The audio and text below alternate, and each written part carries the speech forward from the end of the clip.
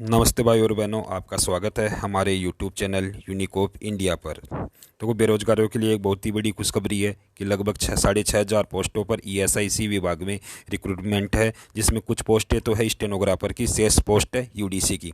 तो आप देख सकते हो, देखो भारत सरकार ने भारत का राजपत्र प्रकाशित होता है उसमें भी इस भर्ती का उल्लेख किया है। जिसमें सारी पदों की संख्या क्या क्या चाहिए वो अब भी आगे के वीडियो में आपको बता दूंगा। कि देखो आप देख सकते हो इसमें कि यूडीसी के लिए तो लगभग 6,306 पोस्ट है, यानी जो यूडीसी है उसकी पोस्ट है 6,306 पोस्ट है, और उसकी लेवल 4 की वैकेंसी है। और इसका वेतन वेतन का जो पे बैंड है वह होगा 25,500 से 81,100 तक, यानी बहुत ही बढ़िया वैकेंसी है। यूडीसी लेवल 4 की वैकेंसी है और राज्य सेंटर की वैकेंसी है। इसके बाद में आप देख सकते हो, आगे मैं आपको बता देता हूं कि जो स्टेनोग्राफर है, स्टेनोग्राफर के कुल मिला के हैं 246 पोस्ट है, और ये भी लेवल 4 की वैकेंसी है। इसका भी पे बैंड 25,500 से 81,100 रुपये होगा। अब आगे देखो इसमें क्या क्या इसकी और भी योग्यता जो भी है मैं आगे के वीडियो में बता दूंगा, किस प्रकार इसका एग्ज़ाम पैटर्न होगा, कुल कितने मार्क्स के पेपर होंगे, तो मैं आगे के वीडियो में अपन इसमें बात करते हैं। देख सकते हो इसकी वैकेंसी डिटेल में, देखो यूडीसी की 6,306 पोस्ट है, स्टेनोग्राफर की कुल मिला के हैं 246 पोस्ट है।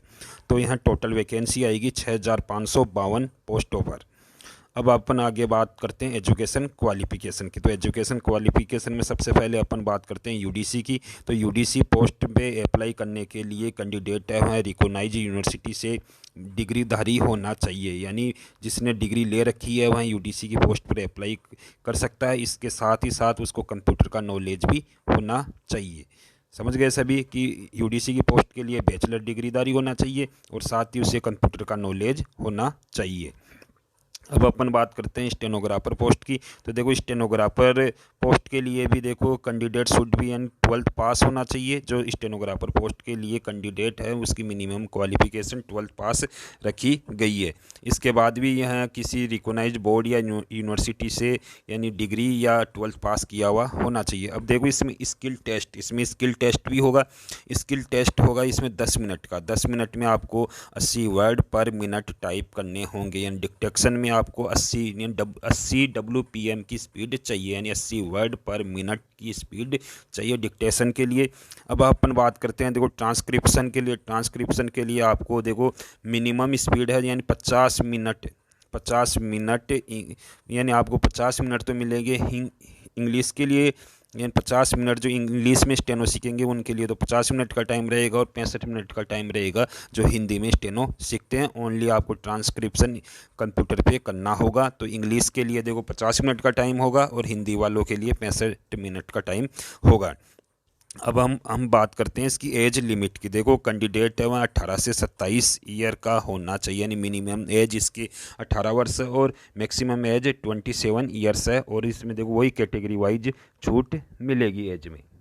अब अपन बात करते हैं सिलेक्शन प्रोसेस की। तो देखो सिलेक्शन प्रोसेस अपन बात कर लेते हैं यूडीसी पोस्ट के लिए। देखो आपको 75% बाई डायरेक्ट, यानी 75% आपके जो मार्क्स है वह काउंट होंगे किसके, रिटन एग्ज़ाम के। रिटन एग्ज़ाम में आपके जितने भी मार्क्स आएंगे उसके 75% मार्क्स काउंट होंगे, और 15% मार्क्स यानी जो 15% प्रमोशन बेस पे, यानी 15% एक्स्ट्रा उनको दिया जाएगा जो पहले एलडीसी की इनकी पोस्ट पे ईएसआईसी विभाग में कार्य कर रहे हैं। यदि वो इस भर्ती में भाग लेते हैं तो उनको 15% मार्क्स प्रमोशन के एक्स्ट्रा मिलेंगे। अब देखो 10% by limited department competitive exam में 10% मार्क्स इन लिमिटेड डिपार्टमेंट्स के हैं। और आगे देखो फॉर स्टेनोग्राफर पोस्ट के लिए, देखो स्टेनोग्राफर पोस्ट के लिए आपको डायरेक्ट रिक्रूटमेंट है, यानी स्टेनोग्राफर पोस्ट के लिए कोई एग्ज़ाम नहीं होगी, डायरेक्ट आपकी स्टेनो की टाइपिंग, डिक्टेशन और ट्रांसक्रिप्शन होगा। अब अपन बात करते हैं देखो यूडीसी के लिए। जो यूडीसी की जो प्री एग्ज़ाम होगी, तो प्री इसमें देखो यूडीसी एग्ज़ाम के लिए 3 पार्ट होंगे, यानी 3 फेज में इसकी एग्ज़ाम होगी। तो अपन फेज फर्स्ट की बात कर लेते हैं। देखो फेज फर्स्ट में आप इसका सिलेबस देख सकते हो कि क्या क्या आ रहा है। जनरल इंटेलिजेंस एंड रीजनिंग के 25 क्वेश्चन होंगे जो टोटल मार्क्स 50 के होंगे। जनरल अवेयरनेस के 25 क्वेश्चन होंगे जो टोटल 50 मार्क्स के होंगे। क्वान्टिटिव एप्टीट्यूड के 25 क्वेश्चन होंगे जो 50 मार्क्स के होंगे, और इंग्लिश के भी देखो 25 क्वेश्चन होंगे जो 50 मार्क्स के होंगे। इस प्रकार से कुल मिला के 100 क्वेश्चन पूछे जाएंगे प्री एग्ज़ाम में, यानी इसमें 3 पेज है। प्री एग्ज़ाम में आपके 100 क्वेश्चन पूछे जाएंगे जो टोटल मार्क्स होंगे 200 के। अब आप बात करते हैं अपन मेन एग्ज़ाम की। देखो जो आदमी जो कैंडिडेट प्री एग्ज़ाम में क्वालिफाई होगा उसके लिए वही मेन एग्ज़ाम में बैठेगा। तो मेन एग्ज़ाम के सिलेबस की बात करते हैं तो जो मेन एग्ज़ाम में भी देखो जनरल इंटेलिजेंस एंड रीजनिंग के 50 क्वेश्चन 50 मार्क्स के, जनरल अवेयरनेस के 50 क्वेश्चन 50 मार्क्स के, क्वान्टिटेटिव एप्टीट्यूड के 50 क्वेश्चन 50 मार्क्स के, और इंग्लिश के भी 50 क्वेश्चन 50 मार्क्स, यानी कुल मिला के 200 क्वेश्चन होंगे और 200 ही मार्क्स का मेन एग्ज़ाम का पेपर होगा। अब अपन बात करते हैं इसके कंप्यूटर स्किल टेस्ट की। तो देखो कंप्यूटर स्किल टेस्ट के लिए आप देख सकते हो, देखो पावर पॉइंट, यानी इसमें देखो पावर पॉइंट आएगा तो पावर पॉइंट की जो स्लाइड से संबंधित क्वेश्चन होंगे वो टोटल मार्क्स होंगे 10 के। और typing matter on MS word with formatting, जो टाइपिंग मैटर होगा वहाँ MS वर्ड पे होगा और साथ में फॉर्मेटिंग भी, यानी जो MS वर्ड है उसकी फॉर्मेटिंग से संबंधित भी क्वेश्चन होंगे, वो भी 20 मार्क्स का होगा।